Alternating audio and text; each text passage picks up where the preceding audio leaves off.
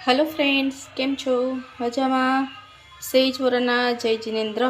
Welcome to kitchen with सेज। हवे आज आपणे बनावीशुं टींडोळानो संभारो। गुजराती छे रेसिपी।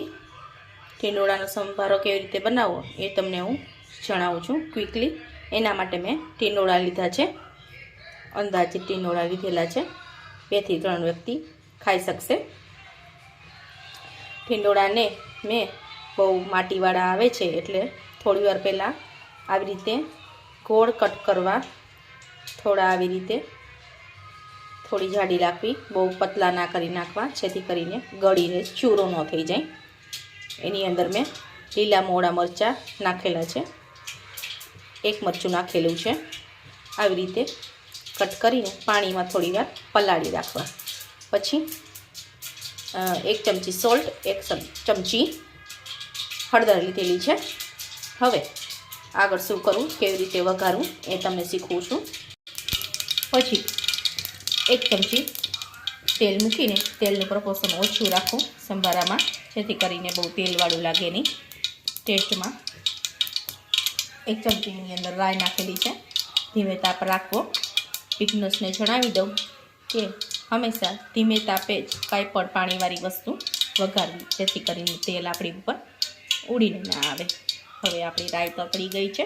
હું એની અંદર મરચાં અને આપણા ટીંડોળા બેઉ જોડે જ એડ કરી દઈશ। સંભારાની અંદર પાણી નાખીને ચડવા દેવું નહીં।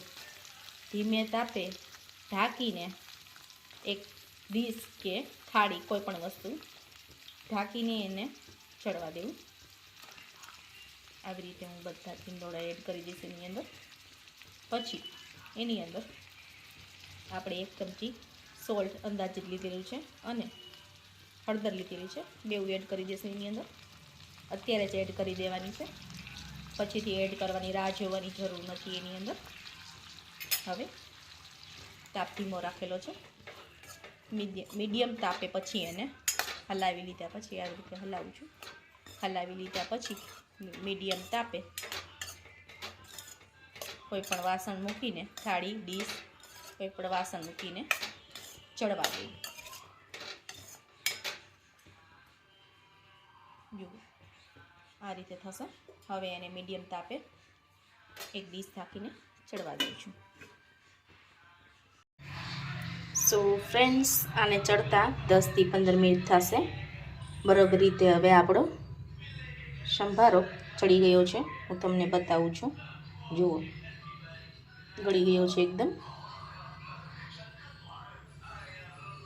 આવી રીતે ધીમા તાપે રાખીને જો બનાવશો તો અંદર બેસશે નહીં અને ધીમે ધીમે થોડી થોડી વારે 2-2 મિનિટે એને હલાવતા રહેવું એક ચમચાની મદદથી। લાઇક, શેર અને સબસ્ક્રાઈબ કરવાનું ભૂલતા નહીં અને કમેન્ટમાં જરૂરથી જણાવજો તમને કંઈ હજુ આના વિશે જાણવું હોય તો। પાણી નાખીને ચડવા દેવાનું નથી, આની અંદર પાણી નાખવું નહીં, ફક્ત તેલમાં જ ચડવા દેવું એને। So thank you for watching. Thank you friends.